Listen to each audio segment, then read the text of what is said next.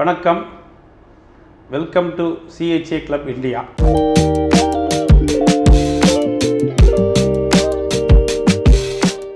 இன்றைக்கி நம்ம பார்க்க போகிற டாபிக் என்னன்னு பார்த்தீங்கன்னா அட்வான்ஸ் ஆத்தரைசேஷன் AA. இந்த அட்வான்ஸ் ஆத்தரைசேஷன் ஸ்கீம் அப்படின்றது DGFT மினிஸ்ட்ரி ஆஃப் காமர்ஸ் அவங்க தான் இந்த ஸ்கீமை ப்ரமோட் பண்ணியிருக்காங்க. இது ஒரு இம்பார்ட்டன்ட் ஸ்கீம் அப்படின்னு நம்ம சொல்லலாம். இந்த ஸ்கீமில் யார் யாருக்கெல்லாம் பயன் இருக்குது அப்படின்னு பார்த்தீங்கன்னா எக்ஸ்போர்ட்டர்ஸ், மெயினாக வெளிநாட்டுக்கு பொருளை எக்ஸ்போர்ட் பண்ணுறவங்களுக்கு இந்த ஸ்கீம் ரொம்ப யூஸ்ஃபுல்லாக இருக்கும். இந்த ஸ்கீமுடைய பயன் என்னன்னு பார்த்தீங்கன்னா, அந்த எக்ஸ்போர்ட்டர் ஒரு ப்ராடக்டை மார்க்கெட் செக்மெண்ட்டில் ஐடென்டிஃபை பண்ணிட்டாங்க அப்படின்னு சொன்னால் அந்த பொருளை உற்பத்தி பண்ணுறதுக்கு சில raw materials, inputs, consumables, fuel, oil மற்றும் கேட்டலிஸ்ட், இந்த பொருள் எல்லாத்துக்குமே government of India, ministry of commerce, கஸ்டம்ஸில் இம்போர்ட்டு டியூட்டி ஃப்ரீயில் அந்த எக்ஸ்போர்ட்டர்ஸுக்கு ஒரு ஃபெசிலிட்டியை கொடுக்குறாங்க.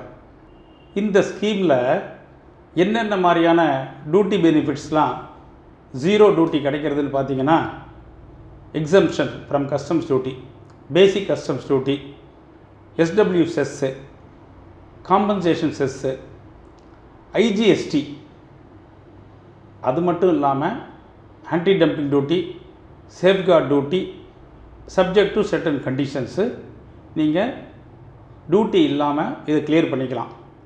அப்போது இதை கிளியர் பண்ணிக்கலாம் அப்படின்னு சொன்னால் இதுக்கு ஒரு ஆத்தென்டிகேஷன் ஆன ஒரு ஆத்தரைசேஷன் தேவைப்படுறது.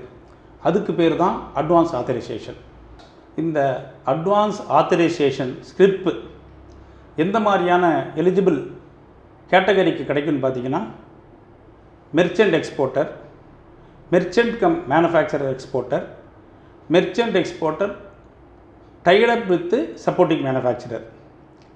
எந்தெந்த மாதிரியான சப்ளைஸுக்கு இந்த ஆத்தரைசேஷன் கவர் ஆகுன்னு பார்த்தீங்கன்னா, ஃபிசிக்கல் எக்ஸ்போர்ட்ஸ்.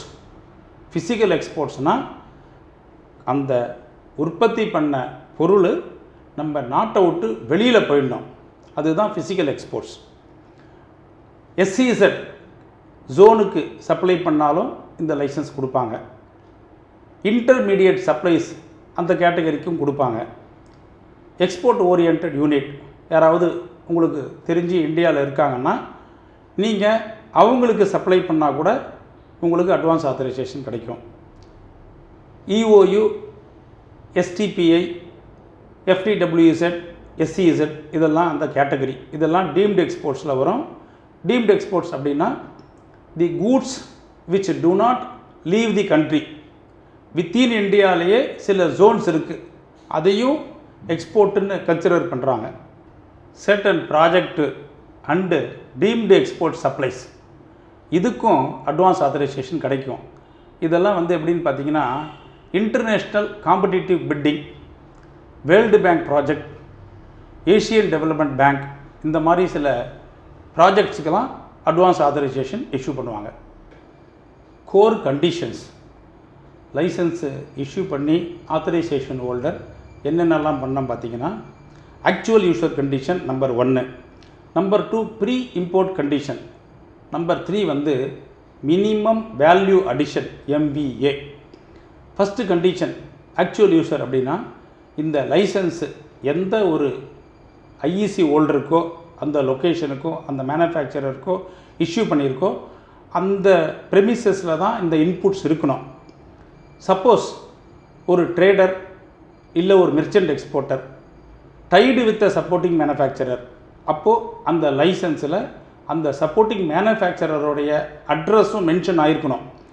அப்போது இந்த இன்புட்ஸும் ரா மெட்டீரியல்ஸும் நீங்கள் அங்கே அமைச்சு ஜாப் ஒர்க் பண்ணி அதை பொருளை திருப்பி உங்கள் ப்ரெமிசஸுக்கு கொண்டு வந்து நீங்கள் எக்ஸ்போர்ட் பண்ணிக்கலாம். Second, the inputs cannot be freely transferable.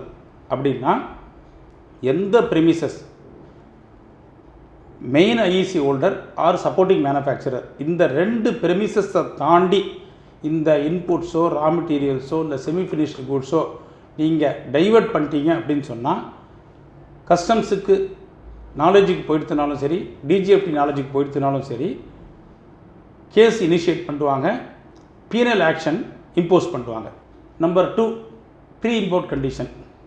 Certain restricted product, sensitive ப்ராடக்ட்டுக்கு ப்ரீ இம்போர்ட் கண்டிஷன் இம்போஸ் பண்ணுவாங்க. அதை தவிர இம்போர்ட்டட் இன்புட்ஸ் இருக்குல்ல, அது ஃபிசிக்கலி இன்கார்பரேட் ஆகிருக்கணும் பிஃபோர் எக்ஸ்போர்ட்ஸ். அப்படின்னா இம்போர்ட் பண்ணதுக்கப்புறம் தான் நீங்கள் எக்ஸ்போர்ட்ஸையே கமென்ஸ் பண்ணணும். அதுதான் ப்ரீ இம்போர்ட் கண்டிஷன். இது 2. இதை தவிர சில conditions case to case, product to product licence கண்டிஷன்ஸில் ஆத்தரைஸ் பண்ணி என்டாஸ் பண்ணுவாங்க. 3வது மினிமம் வேல்யூ அடிஷன். ஜென்ரலாக ஒரு சில ப்ராடக்ட்ஸுக்கு 15%. டீ எக்ஸ்போர்ட் பண்ணிங்கன்னா 50% வேல்யூ அடிஷன் இருக்கணும். ஸ்பைசஸ் அப்படின்றதுக்கு வந்து மினிமம் வேல்யூ அடிஷன் வந்து 25% இருக்கணும். அதே மாதிரி gem and jewellery, various sectors இருக்குது. What is minimum value addition? அதாவது 15% நம்ம எடுத்துப்போம் இந்த பர்டிகுலர் ப்ராடக்ட்டுக்கு. ஒரு ஸ்கூட்டர் நம்ம இந்தியாவிலேருந்து எக்ஸ்போர்ட் பண்ண போகிறோம். அந்த ஸ்கூட்டருக்கு எல்லா பாகமுமே இந்தியாவிலேயே தயாரிக்க முடியுமான்னா சொல்ல முடியாது. ஸோ இந்த எக்ஸாம்பிளில் நான் 2 பொருளை வந்து ஃபாரின்லேருந்து இம்போர்ட் பண்ண போகிறேன் அட்வான்ஸ் ஆத்தரைசேஷனில். நெட் டு நெட் கேட்டகரி எல்லாமே நம்பர்ஸ் தான். ஒரு என்ஜினும் ஒரு பாடியையும் நான் ஃபாரின்லேருந்து இம்போர்ட் பண்ண போகிறேன். அதோடைய காஸ்ட்டு வந்து INRல 100 ரூபா. 100 ரூபாய்க்கு basic customs duty, cess, IGST, anti dumping duty எதாக இருந்தாலுமே ஃப்ரீ தான். டொமஸ்டிக்காக நான் என்ன வாங்க போகிறேன் இல்லை ப்ரொடியூஸ் பண்ண போகிறேன்னு பார்த்தீங்கன்னா, நானே ஓனாகவும் பண்ணுவேன். நான் ஒரு ஜாபர்கிட்டேருந்து சிலது வாங்குவேன். 2 tyre, 2 mirror, front lamp, back lamp, accessories, stand, plug point, wires, இந்த மாதிரி பல ஐட்டம் இருக்குது. இதோடைய காஸ்ட்டு, லேண்டிங் காஸ்ட்டு அப்படின்னு பார்த்தீங்கன்னா 80 ரூபா. இம்போர்ட்டடு 100 ரூபாவும், டொமஸ்டிக் மேனுஃபேக்சரிங் என்னோடதோ ஜாபர்க்கரோ எதை கூட்டினாலும் 80 + 100 180 ஆகிப்போச்சு. ஸோ இந்த கவர்மெண்ட் என்ன சொல்கிறான், மினிமம் வேல்யூ அடிஷன் 15% இருக்கணும் அப்படின்றான்.